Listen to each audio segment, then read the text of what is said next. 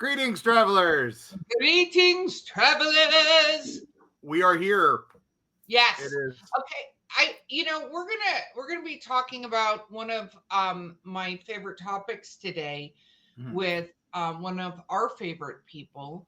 But we are super excited going into 2025 because I have seen more things than I'd like to talk about on skinwalkers and stuff. I think 2025 is going to be the year of the skinwalker. I'm just throwing that out there. We've been getting a ton of listener emails about them and such, and it's like I think that's a name that likes to get thrown out there because it's the popular, it's the new hotness. I think I like the name Mimics.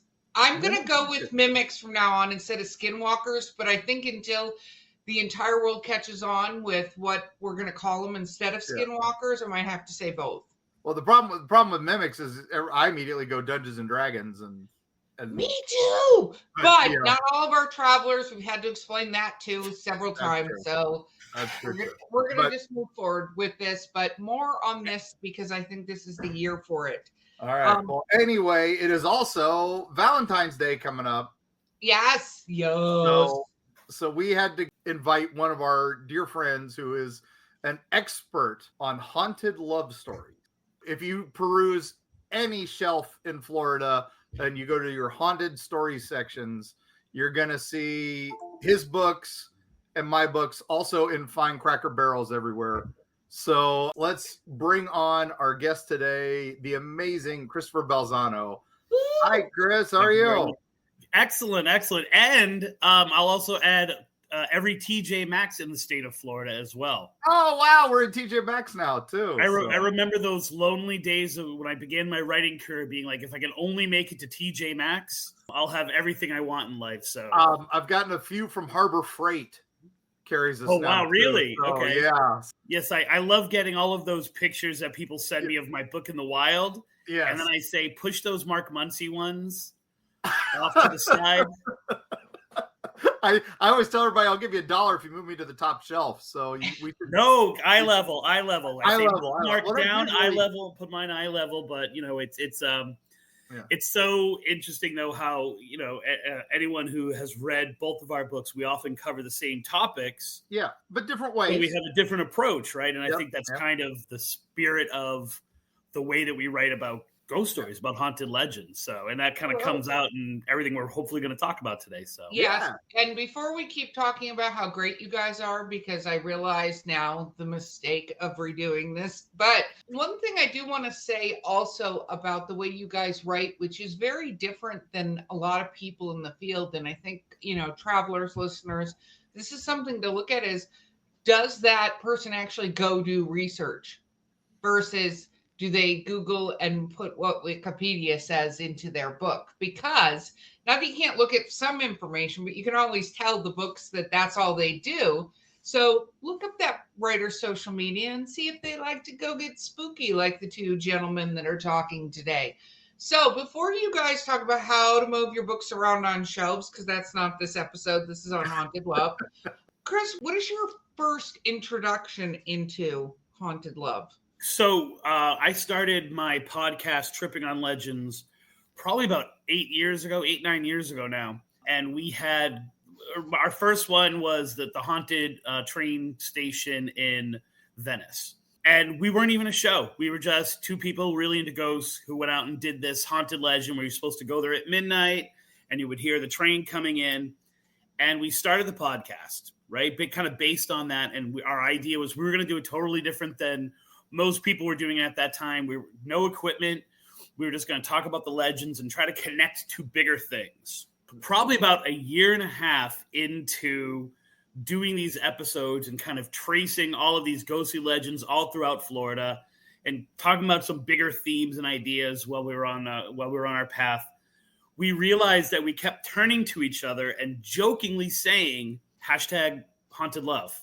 We just were saying it because story after story after story, it seemed that was the big theme that was coming through. And so many haunted legends trace back to this idea that love is strong enough, powerful enough to make us kind of extend beyond death, right?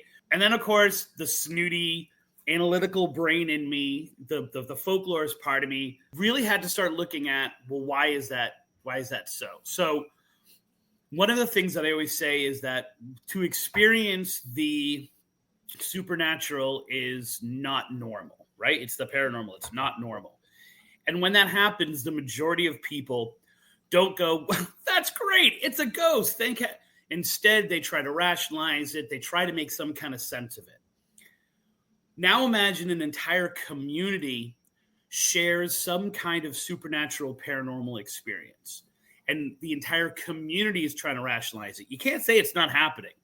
There is not a legend trip that we've done that I don't feel has some kind of origin, and most of them, some kind of supernatural or paranormal origin. So then you have to fall back on, what do I know? What stories do I know that would explain this, that would give me comfort, that would tether me to reality, because I'm dealing with unreality because this stuff's not supposed to happen. What are the most commonly or easily accessible stories to us? Love stories, right? So it makes sense that two people, if one of them died the day before their wedding, they're going to come back and try to continue that union. Or if a mother loses her children in this one location where there's a bridge, she's going to come back looking for her children time and time again. That relates to us, right? We understand that story makes sense to us. And then, of course, you have, there are 9,000 hauntings in Florida that all mimic Romeo and Juliet. Oh my gosh. Right. Yeah. We've all read them, and we all read Romeo and Juliet as freshmen. Most of us as freshmen in high school. I teach freshmen. I know this. And so while most of these places, I'm unsure of whether the backstory that's told in the community is the actual story of what happened or why it's coming back. But we fall back on these love stories because they're so familiar and they make sense, because you think, if that was me, I would come back for my children, or I would come back for the woman I love. Yeah.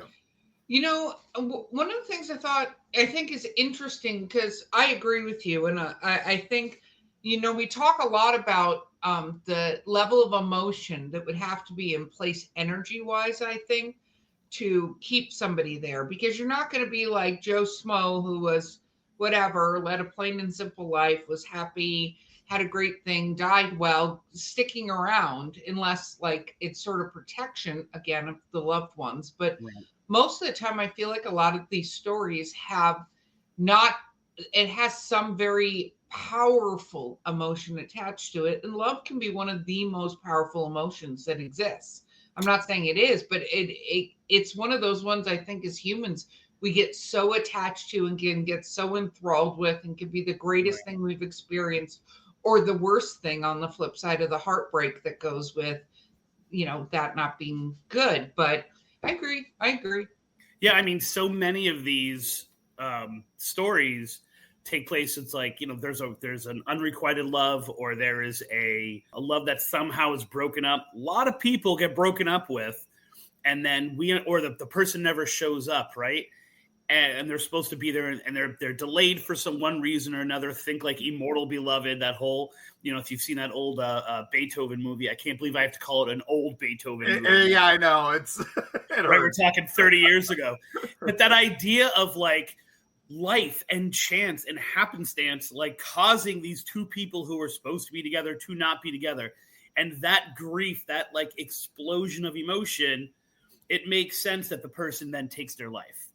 Right. Yeah. So when you see that woman on the ledge and you see her jumping, and everyone's kind of, for a generation, 2 generations, people have seen this woman at the ledge leaping to her death. It makes sense when you say, oh, wait a minute. I bet you what happened was. Yeah. And not only is the emotion of that moment maybe imprinted in a paranormal sense, but in a folklore sense, we heard that story, we know that story, and we can relate to it because I'm sure you guys have never been. I've been broken up with. I've had unrequited love in my lifetime. And so that emotion, that ghost story, is just an extreme version of what we actually have felt ourselves at one time.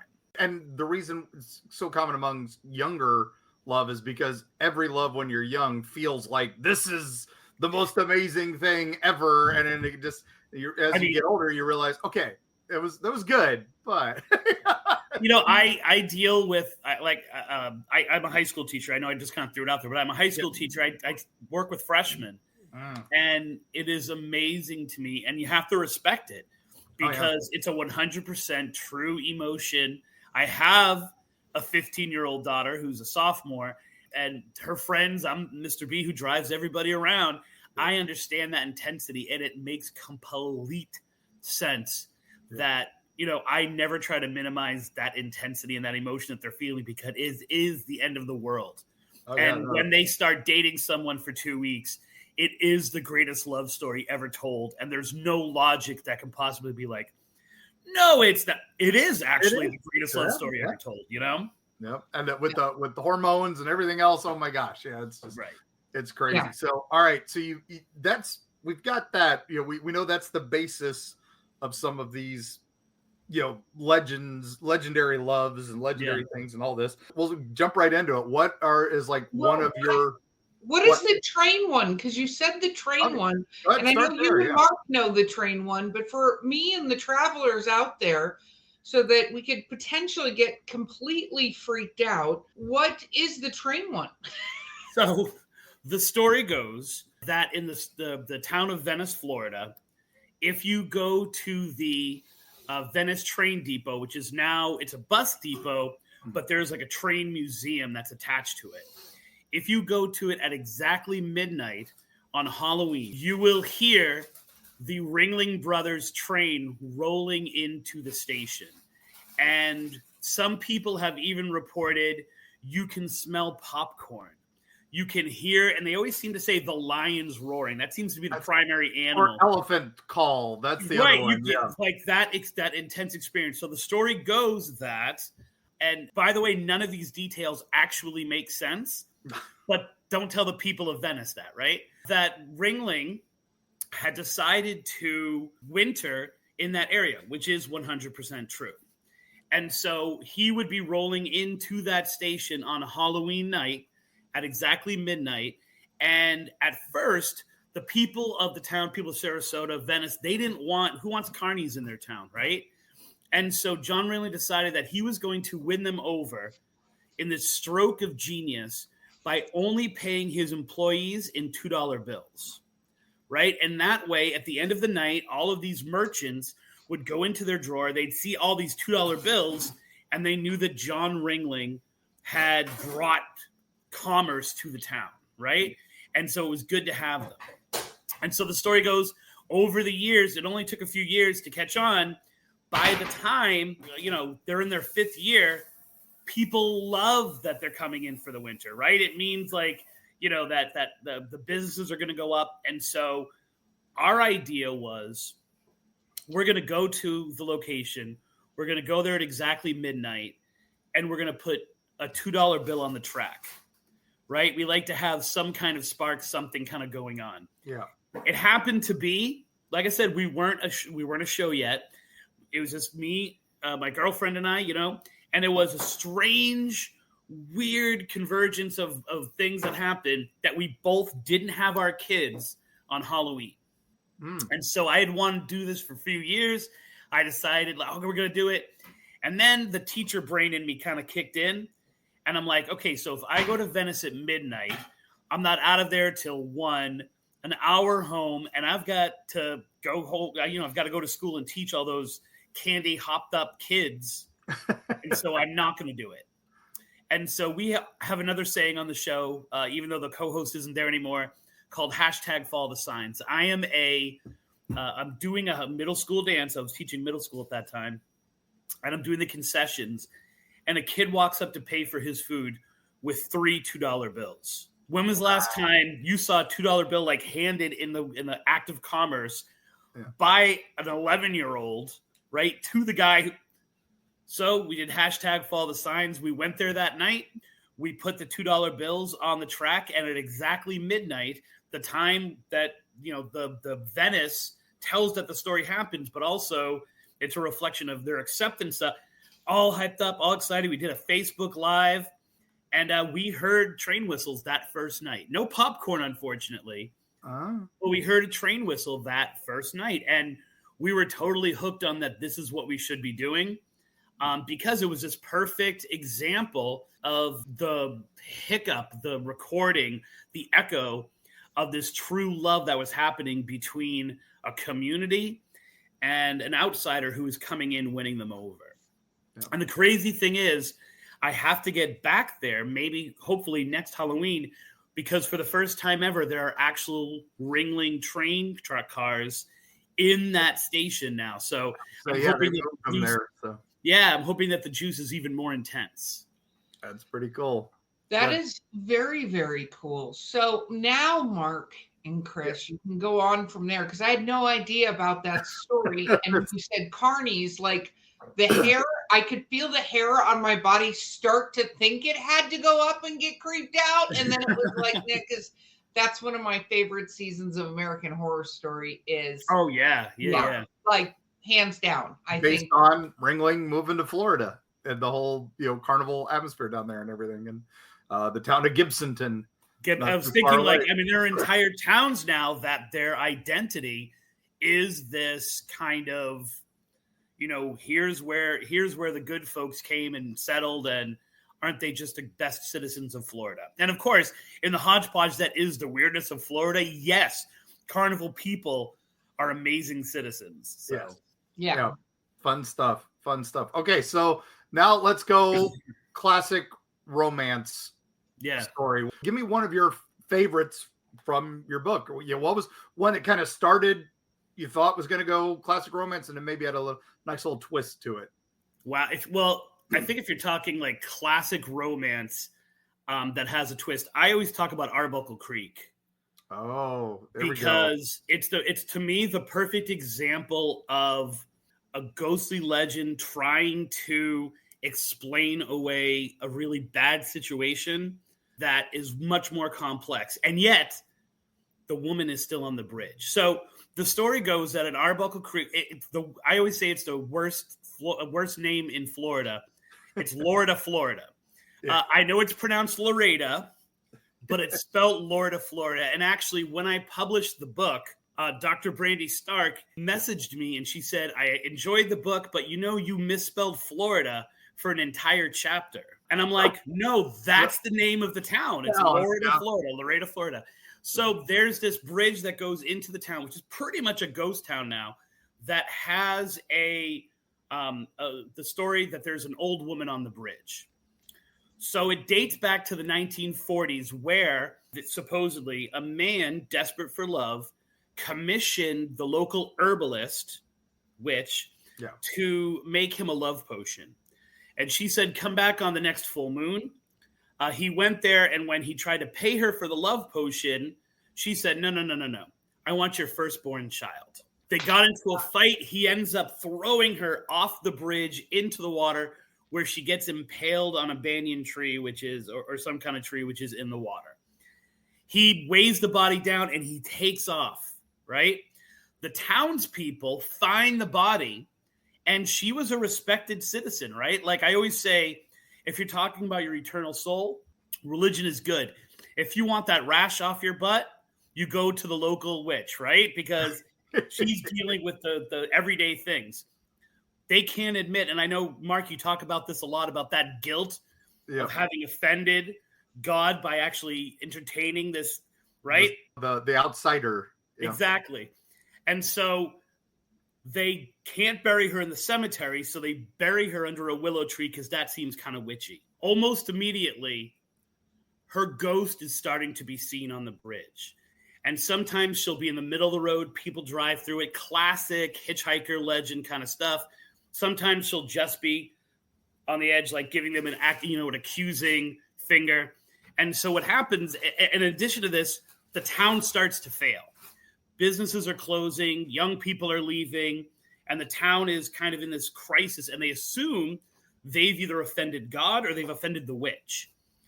They decide maybe the best way to deal with this on both sides, they dig up her body and they bury her in the next town over. It'll be their problem now. Doesn't work. She continues to be seen. The town's continuing to fail. They dig up her body again.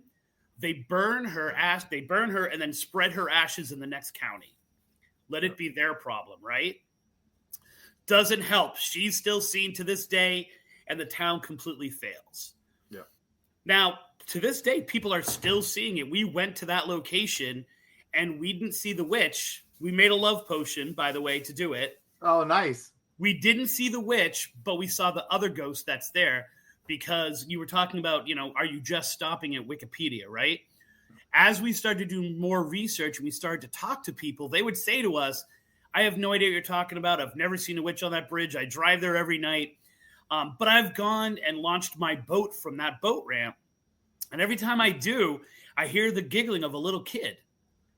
And sometimes I've literally seen a little kid detach my boat, and then he scampers off under the bridge, and I go like kind of running after him, and he's gone.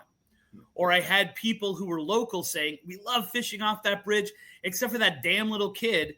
He's always pulling our poles down. He's always messing with our fish, and then he giggles and runs under the bridge. And we've even heard a man yelling at him. And the story all of a sudden became more complex, because it seemed as if maybe that little boy, maybe that firstborn child, and the man who committed the murder are stuck at the bridge. Yeah. But the real story of Laredo, Florida has nothing to do with a witch, right? Yeah, it has to do with the fact that it's a small town. The trains shifted, right? And in addition to that, World War II happened, and all of those young people started to leave. Some of them died during the war. But then others were like, why would I ever go back to Laredo, Florida? Mosquito hell. Right, exactly. And so people just left. Yeah. Also, it's, they founded the town on Lake Istapoca, which in Seminole means place where people die. Yeah. Because that lake has a crazy riptide. And for years, for generations, the Seminoles were talking about how they would be on there and a canoe would just mysteriously disappear. Yep. So you take all of these elements, and all of them are a great ghost story with an explanation why. And yet that old woman and that little boy are still on that bridge. And what's the story that kind of pulsates through that? The love story. We connect to the love story, and then all the other stuff just becomes, the icing on the cake. What's interesting is I often talk about cosplaying ghosts, right? Because the fact of the matter is that, people see Elvis everywhere, right? Right. And more than likely to me, he would be at Graceland with everything we know. How's death? He'd be at Graceland, right? But they see him everywhere. He's seen in Vegas. He's seen, all of these places. And so I often, you're talking about this, the series of entities. Part of me goes, is it the same one, right? Is there something linked to that firstborn child where that particular entity goes between the man, the boy, and the witch? I always say, my friend Jeff Belanger always says, a place is haunted by the most famous person that ever went there. Yeah. Which is why we have the ghost of Johnny Appleseed everywhere, and George Washington. And it's hilarious because I do a haunted history tour in downtown Fort Myers, and people are convinced that Al Capone stayed in this one hotel. Yep. Al Capone, and there was a drive-by shooting. I'm like, a drive-by? But there are, you have to be, if you're a hotel, you have to have housed Al Capone at one time. And I'm like, that guy was in every single hotel, even if the hotel wasn't built when he was around, he's still there, Still there, yeah. And I think that's part of our fascination with celebrity. And if it's Al Capone, we can now put a name to the story. But the fact of them, I think more often than not, you take a location, and if we believe that ghosts can be intelligent, right, and they have any control over themselves and their environment, where are you going to hang out? Are you going to hang out in that cemetery deep in the Ocala National Forest that no one can ever find? Or are you going to go to the bridge leading into Oviedo, where the Oviedo lights are seen, and people are there all the time looking for ghosts?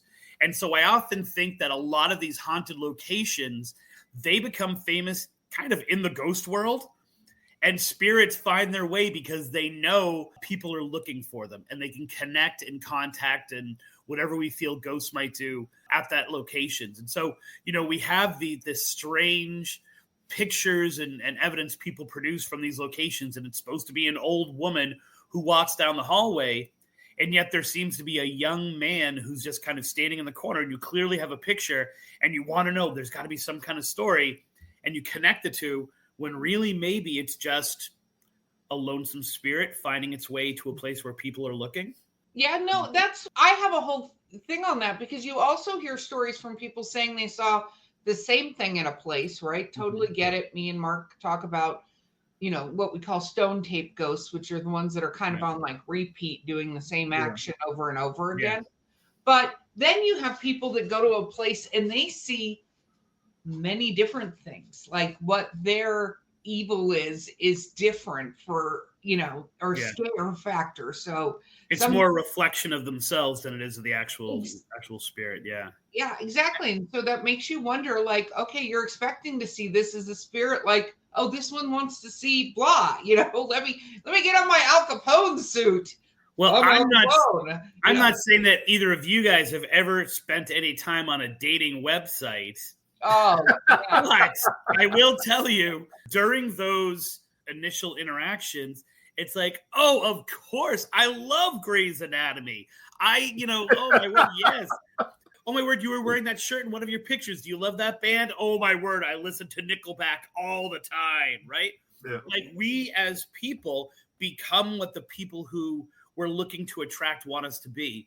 Yeah. So wouldn't it seem just logical that a spirit might try to present itself as the thing that's going to get you hyped up or get you interested or raise interest in other people? So I can totally see, not that I would ever lie on my dating profiles, but I understand. Nobody ever lies on dating profiles, and all of the photos are current. Exactly. Yeah. And everybody says exactly how much they make on all their LinkedIn and Facebook profiles 100%. So now one of the other things I think also is with these things is we go, to the Tulpa theory, that some of these things there's so many people going there looking for this one specific thing. So it kind of creates that one specific thing. So that's my lean into this. So, and I think that happens a lot, especially when it comes to witches stories. When I first started, and that Arbuckle Creek, I think, might have been the first real witch story, and it seemed as if there were no witches. Of course, I'm from Massachusetts, right? Like, we went to Salem every other year for a field trip. We know witches. What does Florida know about witches? And it seems like more places that I go, those stories come out, and I think a lot of it has to do with they're the perfect villain, and so we go there with the intent that that's what it is. And so we see and we create that representation of what a witch might be in a lot of these locations in Florida now. Yeah. We got Hog Island, and then we got Blackwater Hattie, who was, that was a fun one. So I famous song and all that. And we find out, talk to the guy who wrote the song. And he's like, yeah, no, I made it up. Yeah. So, I think Hog Island is a really good representation of that, because I've actually now talked to people in that trailer park and in that the RV park, and they describe someone who looks very much like a witch, right? And of course, you have this backstory and of a witch being caught and hung and burned, and it's a very clear cut case of like, oh, well, that makes sense then, that we would see this witch. And people describe seeing someone tall, thin, long black cloak, clearly white woman, and yet the ghost in that area, what's really haunting that little swamp, has nothing to do with a witch, because through no local newspapers, but at least a dozen newspapers from other parts of the country, very clearly, African-American man commits an assault. They bring him out to the exact location where that noose was. They hang the two men. They light them on fire. And so the ghost that's there, whatever's actually haunting that location, is probably the spirit of these men who were lynched and murdered, right? And yet people are visually seeing a witch because they're going there time and time again trying to find that witch. And so I do believe, yes, that's much more of this tulpa that's kind of on top of this darker, and by darker I mean like dark part of our history, which is playing itself out in that location. I agree. And with that, we have to hear from our sponsors, but we will be right back.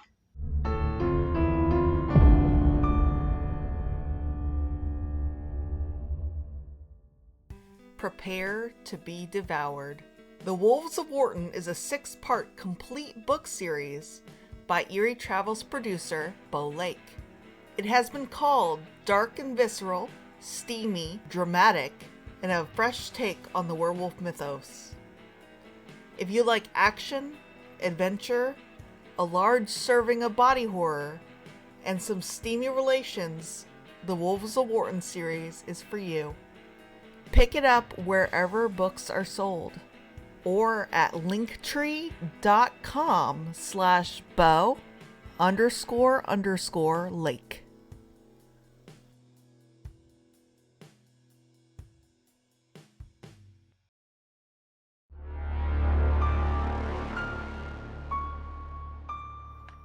We're back. And everything you guys just said still lends to my cosplaying ghost theory, because the other thing, I don't feel like souls, spirits, cookies, whatever you call what we believe separates us a lot of times from animals, right? Is I look at that and I don't think that has necessarily like an age or gender identity, our producers like, why do you call them cookies? Because that's actually what they're called over in the UK. That's a term for it.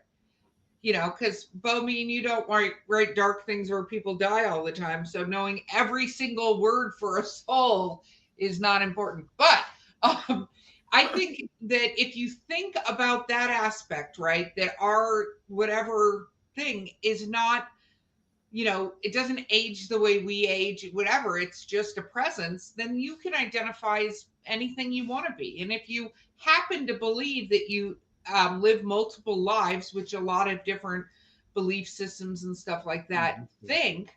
And I happen to be one of those. So I believe in reincarnation, for using the term for it. That means we have many identities that we could assume. So I think it's interesting that we try to sort of impose our physical limitations on something that doesn't necessarily have a physical form. Yeah, like I always like it. I always like it when someone is trying to talk about the physics of a Ouija board, and they're trying to disprove ghosts based on Ouija boards, right? And they say, well, it could just be the person's mind making it move. I'm like, oh, okay, so now our minds can control objects, but there's no such thing as ghosts? Right, like trying to explain away the paranormal by using the supernatural, and the supernatural using the paranormal. Yep. Not a good argument for you. Yeah. So, yeah. You guys were talking about the stone tape theory, and it's really interesting. I was mentioning that woman who her lover is late to meeting her. That's actually, that story is many places, but one of the places it's at is known as the Sonnet Ledge, which is in East Freetown, Massachusetts, which is like my very first book was on that location. It's part of this bigger thing known as the Bridgewater Triangle. And for several decades, it was an active quarry. And the crazy thing is that I'm not sure who this woman is. We're never able to identify her. It's just a story that has persevered. But if you track, for anyone who is, lives in New England and the Breakers, which are, in Newport, Rhode Island, like where all the richest people live, and, the Vanderbilts and all those people, they built all of these, houses right on the water. Every location where one of those mansions uses the rock that came from the Freetown Quarry, the Asana Quarry, are also haunted with a very similar looking woman. And there's this place known as Fort Adams, which is also in Rhode Island, that was primarily built with stone quarried from this haunted location. And they also, even though it doesn't make sense because it was a military base, have this woman dressed almost the same way who wanders the hall. So it's really this combination of this material was sent out. She may have been trapped in that. And so her love is playing itself out in all of these different crazy locations. And of course, that's what we see when we see her. And people then make up their own stories as to why this woman kind of wanders the halls at these different locations. She was, the maid and they were having an affair, or she dressed up as a man and snuck into the base because her boyfriend or her husband was in prison there and they caught her and then dressed her up in a dress before they executed her for treason. And it's like, that's the same woman, man. Like, you just made up 5 stories about a ghost that's traveling because of a potentially, scientific explanation for the paranormal. And so I always love to see that kind of thing happen in multiple places. Yeah, well, that's my whole Woman in White, who's one of my favorite things, right? One of our early episodes, we talked about her and the Hat Man, right? Because the Woman in White has that same, usually lost love, children, whatever, attached to her. And they always go, oh, that's blah, except for this, whatever this is, functions the same way everywhere it goes. It's a female, usually in a white dress with long, straight black hair. And this is cultures across the world, right? And I'm not saying skin tone. I'm just saying what this person generally looks like, and is walking near water, across from water, near water, is wet when they're walking. You know what I mean? And they always attribute this thing to some person in their town who lost their husband or their kids, or missed their wedding because they were killed by a horse. I don't know. But and so in Florida, you have Rolling Acres, right? Which has Julia. And it's the same kind of thing. But it's one of those situations where people have reported her for so many years, and the story of Julia changes, right? Sometimes, but it always usually involves a love triangle, but it's like the boyfriend went off to war and he came back and she was cheating on him, right? Or, the boyfriend went off to war. She was forced to marry someone else. She goes there and commits suicide. And it's all of these different backstories. And the interesting part about that is that entire community, or that area of that community, which is haunted, whenever they experience a ghost, no matter what it is, if something falls off the shelf, they go, oh, it was Julia. Yeah. So not only is she this woman in white walking because of all this death, she also is in your house messing up your quiche, right? Like, and she gets blamed for everything. And the real, true who Julia might be probably has nothing to do with that. And my theory is that it's actually a murder victim from Florida's most notorious serial killer, most prolific, Gerard Schaefer, who killed 2 women and I believe buried them on Rolling Acres when it was still all just woods. And I think one of those women is Julia, who's walking. And yet we can't prove any of that. We can't look at, and it's much more comfortable because she's in white to give her that classic romantic background. Right.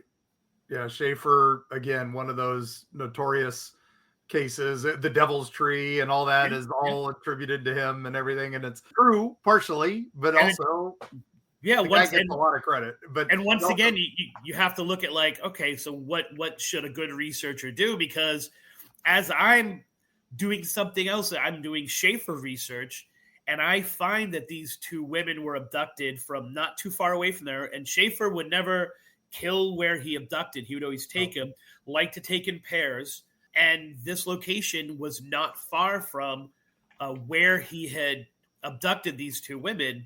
I think it was 1966. But more importantly, in doing that research, I find this random picture of a boat from Lady Lake, essentially dredging Lady Lake and searching Lady Lake because they believe, for whatever reason, I was never able to find that reason, that those women had been dumped in the actual Lady Lake, right? Like, so all of a sudden it was like, wait a minute, all these things started to click. And I was like, what if that ghost is not some, distraught lover, but a murder victim whose body will never be found because in the last 30, 40 years, they've developed that and someone missed the bones in digging, Or great tradition in Florida, those bones are there and we just kind of push them off to the side and pretend that they're not there, right? Because for the sake of development, especially when you consider, the peak of development of that town, for all the sake of the villages, it makes sense that there might be someone there that's not that. And of course, Julia's not saying, no, wait, I didn't love anybody. I was murdered, right? And because in a situation like that, those bones will probably never be found. I don't think the stories of Julia are ever going to stop. Yeah. No, the villages we were talking about, Cow Prairie Cemetery, that they were just going to move and just shuffle it aside. Nobody cared. Yeah, but then, wow, it turned into, oh my gosh, there's more bodies here than we thought. It's more history than we thought. There might be Native American burial ground there, and it's when I was first approached about that, it was as a result of the Hog Island witch story, and I was told, you're an idiot, you're in the wrong place, you're calling it wrong. And so I started doing all this research on that abandoned, forgotten town, Pemberton Ferry, which is crazy because you can talk to people who are now old, who were teenagers when it stopped being Pemberton Ferry. They have no memory of it whatsoever. No. They might remember Croom, but they won't remember. Right, which is not that at all. I mean, they're completely different things. And so there was, the same woman, she said to me that, the villages are buying up all of this property. Now, no way we can get into this in the amount of time we have. We would have to do a whole episode on this. I truly believe the villages is a way to bring about the end of the world. And I'm not joking when I say that. I truly believe that in all the research that I've done. We'll have to do a full episode on that. But that's Erica, Martin, Bo, put that on the clackety clack. And I've got proof. I've got evidence. Oh, man. All right, I'm in. So they're buying all this property up with all of these parent companies and shell companies, corporations, and all that stuff like that. And it wasn't until we started publicizing the value of this cemetery that we were able to save it. We were able to get it kind of protected. Now, like you said, Mark, not only are there many more bodies than are currently there, like they did the gas tests and all that stuff, and they found all these other bodies. We found all these references to Native Americans, but then we also found these references when they were building the National Cemetery, which abuts really Wild Cow Prairie, that very clearly the Seminoles at that time were saying, here's the line you need to stop at because this is considered a sacred land. And I've tried for years. I've talked to pretty much every Native American I know, and have been unable to penetrate, well, what was sacred about it? What was the history of it before that? Yeah. But still an extremely haunted location. And more importantly, it has the worst curse that you can possibly imagine, because if you kiss a person in that cemetery, you will marry them and live happily ever after. And who wants love? That's the ultimate curse, right? Now, I'll tell you, I've kissed 2 women in that cemetery, and I'm still single. So I'm not sure just how effective. I guess maybe you have to, I don't know. But what's the other one? The tree that grows into the other tree in St. Augustine, the lover's tree, which is right next to Tolomato Cemetery. And it's every tour will take you there and say, oh, if you kiss under the tree, see these 2 trees have grown together. It happens. It happens in nature. Right. It does that. It has nothing to do with anything. It's just a cool thing to get people to kiss on your walking tour. And it's interesting because they also have that if you kiss somebody in the shadow, it has to be the shadow of Hully Tower at Stetson University. It's the same kind of thing, right? In addition to if you rub the base, you're going to pass your test as well. We want these things to be true, especially because it's an initiation kind of thing. And like you said, what's better than on a tour, like getting 2 people to kiss underneath the tree or in the cemetery or something like that? Yeah. Well, we say so much. It's all about intention, right? So what do you believe? What do you put power behind? What do you think's going to happen? And it's so funny because you go, okay, but do you have to be wearing certain clothing? Do you have to be facing a certain direction? Right. Where exactly are you supposed to stand? Is it on a particular night that this, it's kind of like, okay, but what were the rules put in place about this brilliant plan when this? But how did you figure them out? How did you figure out that, oh, it only happens here when you do this? By the way, in that story about the train station, it never says whether it's October 31st going into the 1st or whether it's October 30th going into the 31st, right? Like we naturally assume it's the midnight of the night of Halloween. It's interesting. One of the books that I'm working on, it's kind of like an ongoing project, is called Whistling Past the Cemetery, which is a play on the old whistling past, don't whistle past a graveyard. And they're all rituals, if you will, that you have to do in different cemeteries all across the world. And if you do the ritual, or if you go on the right night, or if you, walk the right path up someplace, then you're going to see this ghost, or you're going to have this experience, or you'll be able to sell your soul to the devil, or you'll be able to, it's really, I feel the rules and the procedure and the rituals are us trying to put some kind of block on chaos, right? On things we can't control, right? Yeah. It's like, you will not, if it's different. If you wake up, this is why I'm not a paranormal investigator anymore. If you wake up and there's a ghost in your house and you freak out and you call an investigator, that's a situation. If you're talking about something that's been going on for decades to a community, you have no control over any of that. So what's the best way to get control? A, to write the story yourself, but B, to say, unless you make a love potion, you will not see that witch at Arbuckle Creek, right? Or unless you do this, that ghost is not going to happen. Unless you go to Denellen Road, right, or Tiger Trail Road and Tiger Tail Road, and click your light 3 times, you are not going to see those black-eyed kids. It's our way of putting order into this chaotic, not fully understood world that is the paranormal.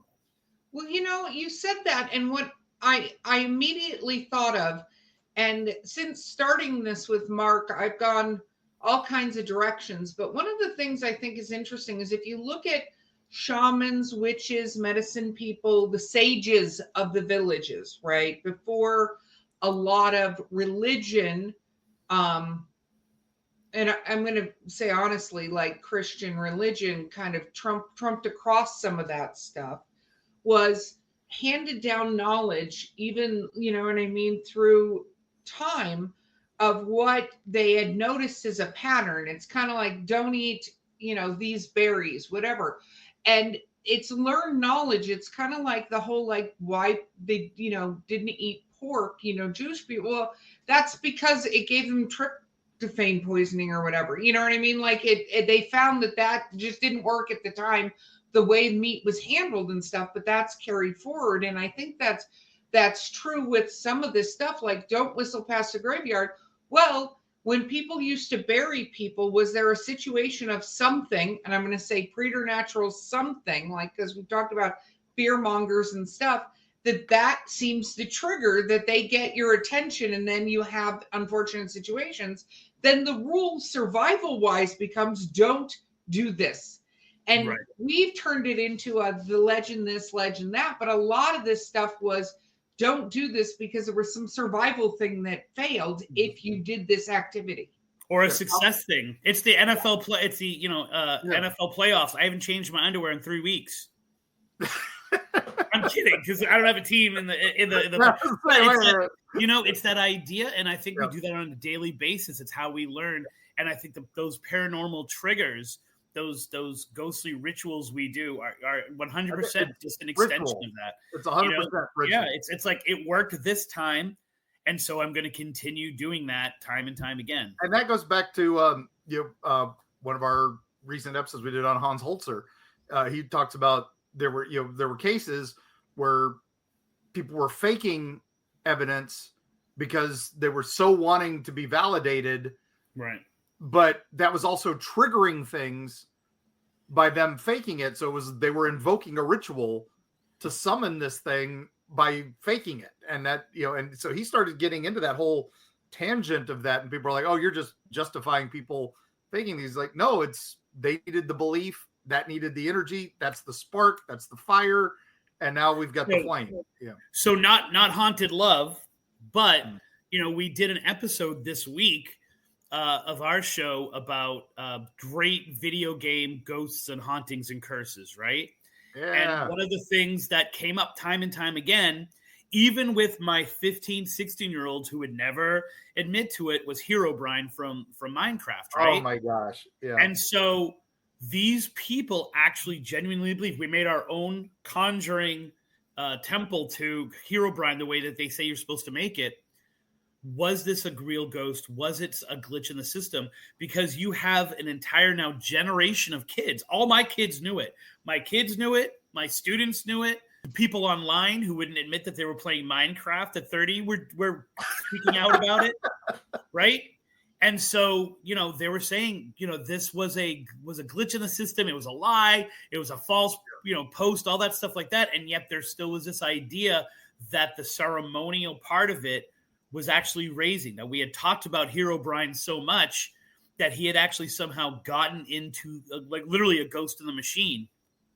Yep. But here's the crazy thing.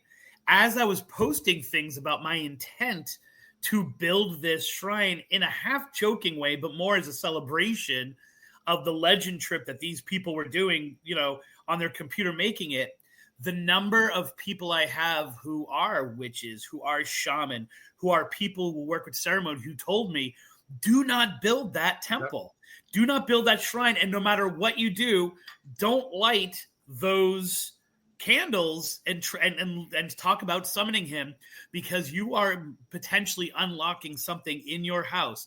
Now, during the episode, when they randomly went out, yes, my daughter and I are completely freaked out by it and everything like that.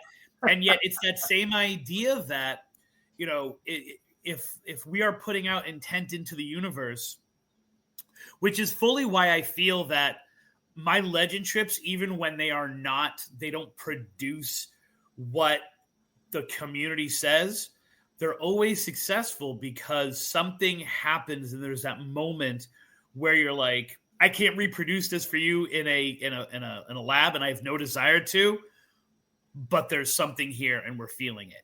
And I think a lot of it has to do with the intent that we go out with, which is, I want to understand why this story is successful. Yeah. And I think, when people are saying that, the other thing that, and we talk about this, we just talked about sort of cosplaying ghosts and what people expect to see. So that's what they do see, right? Or it chooses something that would affect that person and not everybody standing there. But we are, you talked about that, is we don't understand how this stuff works. Like, Mark and Carrie have this situation where they have a thing in their house that moves books around, right? They set up a camera even to try to catch this thing on camera. And it's very much like 1 second the book's there, the next second, or 1 second it's not, the next second it's there. There's no movement. You don't see the book go flying. It just appears on the carpeting, right? That's a whole other thing. But you just at eye level? No. We had to angle the camera down to catch it. I'm with you. Yeah. But the thing that's interesting to me about that is we don't understand how that works. We don't understand, is that dimension shifting? Is it an ability they have? So when you go and you intend to summon things, right? I feel like this is something, if you don't understand how to do that in a way, you can, kind of the Ouija board thing. Like, I get Ouija boards, but there's a lot of intention put to open something to talk. And who are we talking to? I'm talking to Bob. The heck you're talking to Bob, right? That could be anything. And it could lie and go, how many stories of Fae are tricksters, right? So whatever you pull out of wherever you're pulling it from when you do stuff like that, I get why witches go, this is a very bad plan, or any sort of sage type person is, don't know how to control this gateway. You're going to open it and the thing's going to go, I'm the Minecraft ghost. And no, that's not what that is at all, that you just invited into wherever. It's a supernatural catfishing. Yeah. Exactly. Yes. That's our next t-shirt. Supernatural catfishing. All right. Axolotl, get on it. Come on. And I think, and one of the things I feel backs that up, and that Hog Island story is a really good example of it, is that when we go to these locations sometimes. And because our intent is pure and we try to be non-biased in what will happen. So Stetson University is another really good example of a haunted love story where the Hulleys are supposed to walk hand in hand, near Hulley Tower just as the sun is coming up and dawn. Very beautiful love story. Sometimes they're walking the dog, sometimes they're not. We have no idea why that is. And yet when we were there in that moment and we were open to whatever might be there, we had a much greater impression and we experienced an echo, if you will, of kids going to class. And so there was definitely something paranormal going on in the exact location that people say they see these people holding hands walking. Yet maybe because we were open, we didn't see the Hulleys holding hands walking. Instead, we saw very clearly this reverse negative image of people who seemed to be walking to class. And the only thing that stopped it from being a residual haunting was the fact that they seemed to acknowledge that we were there and even shift their attention to us. So location, definitely haunted, love story attached to it, maybe because we want a love story, and they're the most famous people in that location. I mean, it's literally, they're buried right there. And yet what our legend trip experience was there was entirely different than the couple. Exactly. And I think it's interesting because I feel like you go with the intention to go, let me just experience this place, right? You're not going, hey, Black Caddy, are you here? Like, you're going in it. But I think a lot of people now, especially that do, ghost haunts and things like that, you go to tell the story of a hotel, for instance, that's the story they know now, right? And so whatever happened there, but you could go, Bob's here, and they're now going to think Bob's there, and then that pervades, and so then people show up looking for Bob. So I think, you take away from this that there are so many great stories, and we love legends and stories, but you have to go into things going, I'm here to experience whatever is here, and not go, I need to see Bob the soldier. Yeah, or not, right? Or like the idea of my perspective for the last 10 years has been embrace all of that. Embrace that it might be Bob. Embrace that it might not be Bob. Like, you need to respect the fact that that community is saying this, your experience is this, and then, which is what we try to do on the show, is we present it to people and you let them not make a decision what's the true story. So I'm on the tour last night and someone says to me, are these true stories? And I'm like, hey, listen, I'm going to tell you what people experience. I'm going to tell the history. Those two things are smashing up against each other. You believe what you want to believe. Just have a great time. Somewhere in the middle. Yeah, or all of it's true. Yeah, exactly. Right? Like, history's written by winners, but sometimes the winners were right. Right. Yeah, there you go. So I love the idea of, my intent is always to record, but we often do go to them with open-mindedness, and yet the ritual that we do, or the legend trip part of it, where we are supposed to be saying, mini lights come out tonight 3 times. We have something in our mind of what that is. We just try not to make it the overwhelming push of it. And then we're open to whatever might happen. I love that. And I love that you said it that way. So travelers, when you're out and adventuring, we've talked about a few places. So let's do a recap of where you can travel to, starting with Chris. If they would love to come get a ghost tour, how do they do that with you? First of all, it's a haunted history tour. Very clear on that. I do the haunted means ghosts, Chris. I said the right words. The owner. It's funny because the owner is she's first of all, she's a scaredy cat. This is in downtown Fort Myers, is where I run it. And you can go to truetours.net to if you're in the area or you traveling to the area. But she's a historian. And has been working with the historical societies, since the late 90s or the mid 90s. And so she's very clear that, the history is what it is and the ghosts. And I'm like, loosen up, sister. People ain't just coming to hear the story of Harvey Heitman, man. They want to see that dude walking down the hallway. So she is very clear on always calling it a haunted history tour and not a ghost tour because we cannot guarantee the ghosts. So downtown Fort Myers, Florida. So if you're in the area, Lee County, Collier County, Hendry County, all those places, Charlotte County, it's not too far away. And it's a really interesting trek through, we go to at least a dozen different locations.